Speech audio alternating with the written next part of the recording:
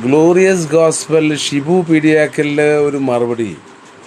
താൻ പഴയ പെന്തിക്കോസ്തുകാരനിൽ തനിക്ക് പെന്തിക്കോസ് സമുദായമോ ബൈബിളോ മനസ്സിലായിട്ടില്ല. ഇന്നത്തെയോ നാളത്തെയോ എന്നല്ല, ബൈബിളൊന്നും തന്നെയുള്ളൂ. മനസ്സിലായിട്ടോ? ഒന്ന്, പെന്തിക്കോസ്തുകാരെ വിമർശിക്കാൻ മാത്രം കത്തോലിക്ക സഭയ്ക്കില്ല.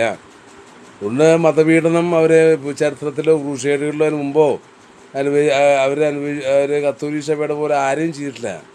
നിങ്ങൾക്ക് മുതിർന്നതായിട്ട് നല്ലതോ ശരിയോ തെറ്റോ ശരിയോ എന്ന് തിരിച്ചറിവിൻ്റെ ബോധം എന്ന് വരുന്നു. അന്ന് നീ സ്നാനമെടുക്കുകയോ ചെയ്യാവടി. ഇത് പണ്ടത്തെ കാലത്ത് പറഞ്ഞ പോലെ 8 ദിവസം പരിശീലനയുടെ കാലമല്ല. അത് ജന്മം കൊണ്ട് ആരും ജൂതമതം തന്നെ ഉണ്ടായത്. പഴയ കാലത്തെ ഏതോ പുറപ്പാട് പുസ്തകത്തിലോ ഉൽപ്പത്തി പുസ്തകത്തിലോ എവിടെയുണ്ട്, യുദ്ധത്തിൽ പെട്ടുപോയ ആളുകൾക്ക് പകരം വഴി കണ്ടിട്ടുള്ള ആൾക്കാരൊക്കെ ജൂത സമുദായം അവരൊക്കെ എന്താ പറയുക, പരിശീലന ചെയ്ത് ആണ് ഇതൊക്കെ ജൂത സമുദായം തന്നെ ഉണ്ടായത്. തീർച്ചയായിട്ടും ഇത് ബേസിക്കലി ഒരു ആഫ്രിക്കൻ രീതിയും പിന്നെ ഇസ്രായേലായിട്ടുള്ള അല്ലെങ്കിൽ ഇറാഖ് ബേസ്ഡ് ആയിട്ടുള്ള ബേസ്ഡ് ആയിട്ടുള്ളോ എന്തൊക്കെയാണ്. ഇത് ഞങ്ങളുടെയൊക്കെ ആധാരം കത്തോലിക്ക സഭ ഉണ്ടാക്കിയ കാനൂൺ അതേ ആധാരം തന്നെയാണ് ഈ പെന്തിക്കോസ്തുകാർക്ക് ഈ പഴയ നിയമം എന്നുള്ളത്. തീർച്ചയായിട്ടും അതായത് കാലത്ത് പെന്തിക്കോസ്തുകാരെ വെച്ച് കുറ്റം പറയും. സ്ഥാപക ജംഗമ വസ്തുക്കൾ ഞങ്ങൾക്കിപ്പോൾ ആവശ്യമില്ല. ഒന്ന്, ഒരു സ്കൂൾ സ്ഥാപിക്കുന്നതിന് അവിടെ ജനങ്ങളുണ്ടാവണം. 2, അതിൻ്റെ വരുമാനം നോക്കണം. ഭർത്താവിന് കൊടുക്കുന്ന തരത്തിൽ വിദ്യാഭ്യാസം കൊടുക്കാൻ പറ്റില്ല. 2, ഇംഗ്ലീഷ് ഭാഷ എന്നുള്ളത് ഒരു പ്രൊട്ടസ്റ്റൻ്റെയും മറ്റു പല കാലാന്തരത്തിൽ രൂപപ്പെട്ടു വന്നിട്ടുള്ള ഒരു ഭാഷയാണത്. അത് ലാറ്റിനുമായിട്ട് വലിയ ബന്ധമില്ല. റൂട്ട് ഒറിജിനൊക്കെ നോക്കി കഴിഞ്ഞാൽ വലിയ കാര്യമൊന്നുമില്ല. മനസ്സിലായിട്ടോ? 2, പെന്തിക്കോസ്തുകാർക്ക് എന്താ കുഴപ്പം? വിഭജനം കത്തോലിക്ക സഭയ്ക്ക് ഒരുപാട് തരത്തിലുണ്ട്. യൂറോപ്പിൽ തന്നെ കത്തോലിക്ക സഭ എന്ന് പറയുന്നത് ഫ്രാൻസ്, ഇറ്റലി, പോർച്ചുഗൽ, സ്പെയിനുള്ളൂ. വേറെ എങ്ങുമില്ല. പിന്നെ ചെറിയ 1 കോടി രാഷ്ട്രം, 10 ലക്ഷം ജനങ്ങൾ, ഞങ്ങൾ ചില സ്ഥലങ്ങൾ. ബാക്കിയൊക്കെ ഓർത്തഡോക്സ് സഭയാണ്. റഷ്യ ഓർത്തഡോക്സ് ആണ്, ജർമ്മനി ഓർത്തഡോക്സ് ആണ്. ഒരുപാട് സ്ഥലത്തുണ്ട്. പള്ളിയിൽ പോകണ്ടോ ഇല്ലയോ ഉള്ള വേറൊരു കാര്യം. 2 പെന്തിക്കോസ്തുകാർ നമ്പർ അടിക്കുന്നു, ഡ്രംസ് അടിക്കുന്നു. നിങ്ങൾക്ക് വിഷമമാണെങ്കിൽ അത് പോലീസ് പെർമിഷൻ മേടിച്ചാൽ മതി. ഞങ്ങളൊക്കെ ഒരു കാലത്ത് കൺവെൻഷൻ നടത്തുകയും പോലീസ് പെർമിഷൻ മേടിക്കുകയും ശബ്ദം എത്ര മണി കഴിഞ്ഞ് നിർത്തണം, അതൊരു മതപരമായ ചടങ്ങ്. അത് രാവിലെ ഹിന്ദു പള്ളികളിൽ നിന്ന് ഹിന്ദു അമ്പലങ്ങളിൽ നിന്ന് കേൾക്കുന്നു, മറ്റു പലർന്ന് കേൾക്കുന്നത് പോലെ തന്നെയൊക്കെ ഉള്ളൂ. ഇത് 2, അധിക്ഷേപം, വിഭജനം എന്നൊക്കെ പറയുന്നത് തെറ്റാണ്. എല്ലാ കാലത്തും വിഭജിച്ചിരുന്നു ജനങ്ങൾ. പല ജാതി പല മതം എന്ന് പറഞ്ഞ പോലെ ഹിന്ദുയിസം ഇന്ത്യ കണക്കിലെടുക്കുകയാണെങ്കിൽ, യൂറോപ്പ് കണക്കിലെടുക്കുകയാണെങ്കിൽ അത് തന്നെ പല ഭാഷ പല മതം സൗരള് പോലെ സ്വീകരിക്കാം. താൻ പറഞ്ഞ പോയിന്റുകളൊക്കെ തെറ്റാണ്. ബൈബിൾ മനസ്സിലാക്കുക. ത്രിത്വത്തെക്കുറിച്ചോ ഒന്നും പറയില്ല. ബേസിക്കലി ഒരു വംശം, ഒരു ഗോത്രം അല്ലെങ്കിൽ കുറച്ച് ആൾക്കാർ എങ്ങനെ എവിഗ്രേറ്റ് ചെയ്തു വേറെ നേരത്തേക്ക് അതാണ് ബൈബിൾ മുഴുവൻ.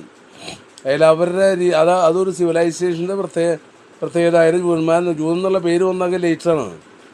അബ്രഹാമായി മാറിയ കഥകളും ഒക്കെ വേറെയാണ്. ഇതൊന്നും മനസ്സിലാക്കാണ്ട് വെറുതെ കത്തോലിക്ക സഭ വലുതാണെന്നോ, കത്തോലിക്ക സഭ ഒരു കാലത്തും വലുതല്ല. സ്പാനിഷ് ഇൻക്വിസിഷൻ ആയാലും ഇപ്പോഴും കാണിക്കുന്നത് അത് തന്നെയാണ്. കുഴിയടിയിൽ ഫ്രാൻസ് നടത്തുന്ന ഒരുപാട് പ്രശ്നങ്ങളുണ്ട്, അപകട മരണങ്ങൾ ഒക്കെ മറ്റു കാര്യത്തൊക്കെ അനുഭവിച്ചിട്ടുള്ള ഒരു മനുഷ്യനാണ് ഈ ജോർജ് നെഹ്റു ഈ പറയുന്ന വ്യക്തി തന്നെ.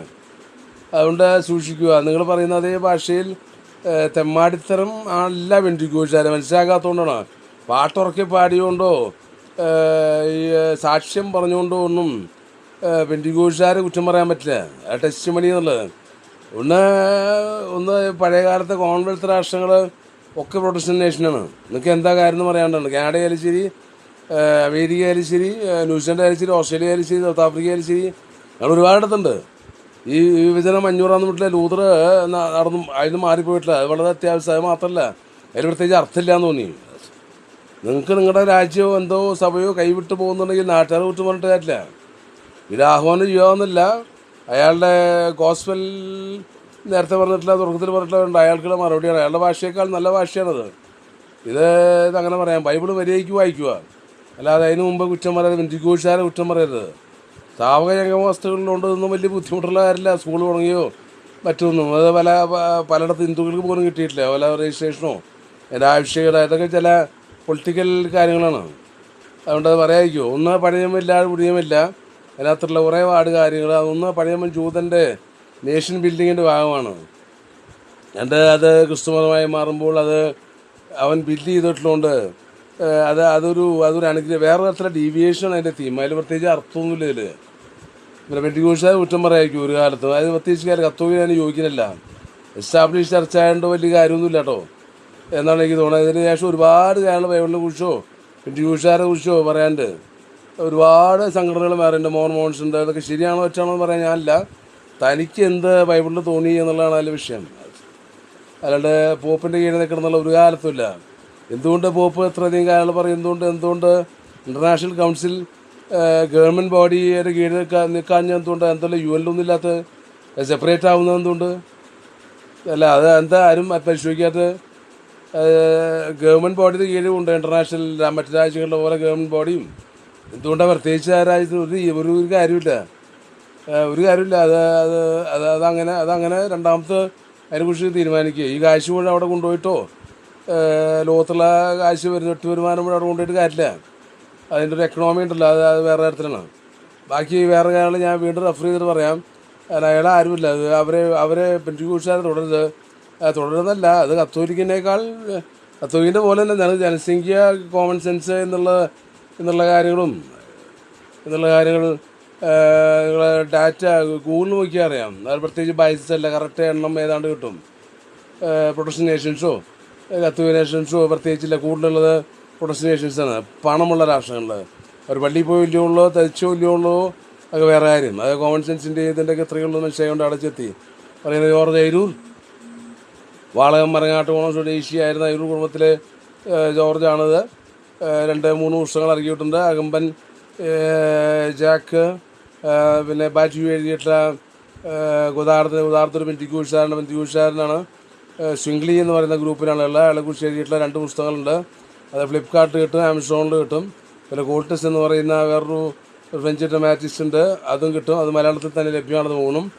2 ഫ്ലിപ്കാർട്ട്, ഗൂഗിളിലും കിട്ടും, ആമസോണിൽ കിട്ടും. വായിക്കുക, കൂടുതൽ ചിന്തിക്കുക. ബൈബിള് ഓൾഡ് ടെസ്റ്റ്മെൻറ്റും ന്യൂ ടെസ്റ്റ്മെൻറ്റും അതല്ല. ഇപ്പോൾ 73 പുസ്തകങ്ങളുള്ള എത്യോപ്യൻ ബൈബിൾ വായിച്ചാലും വിരോധമില്ല.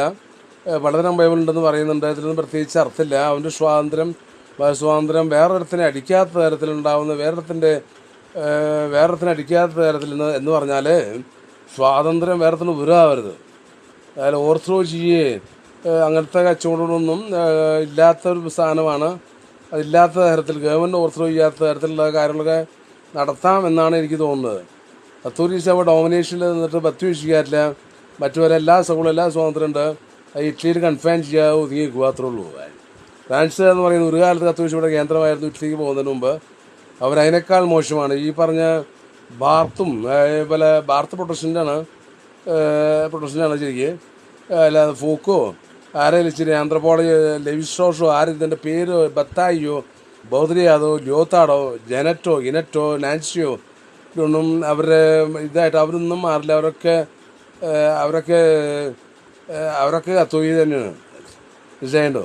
പിന്നെ വെറിലിയോ ലക്കാൻ്റെ ചേർത്ത് കിടക്കുക ഒരു വഴിയിലിട്ട് അങ്ങോട്ട് തലവിടാനാണ് പാർട്ടിയാണ്. അപ്പോൾ ഈ റൊട്ടേഷൻ പെട്ടത് അവനകത്തും ഉണ്ട്, എല്ലായിടത്തും ഉണ്ട്. ഈ പേരുകൾ കേട്ട് ഫ്രഞ്ചിൻ്റെ വേറെ തലം നോക്കിയിട്ട് കാര്യമില്ല. അവരും ഈ സുവിശേഷ പ്രശ്നങ്ങൾ സ്ക്വാഡ് കൊണ്ടുവക്കുന്ന പാർട്ടി കത്തോലിക്ക സഭയ്ക്ക് വേണ്ടി അവിടെ ചേർത്തി ഒരുപാട് നാശനഷ്ടങ്ങൾ കുഴിയിൽ നിന്നും അവർ അണ്ടർഗ്രൗണ്ട് ബേസിൽ നിന്നുണ്ടെന്നോ ഇത് ജിഹാദോ ആഹ്വാനോ സ്പൈകളുടെ വർത്താനോ ഒന്നും അല്ലത്. അവിടെ സൂക്ഷിക്കുക. ഗൂഗിളിൽ പേര് സെർച്ച് ചെയ്യുക. അകമ്പൻ്റെ പാർട്ടികളൊക്കെയുള്ള ഗോദാർദിനെ കുറിച്ചുള്ളതും കോഴ്സിനെ കുറിച്ചുള്ള പുസ്തകവും വായിക്കുക അവിടെ ചെത്തി.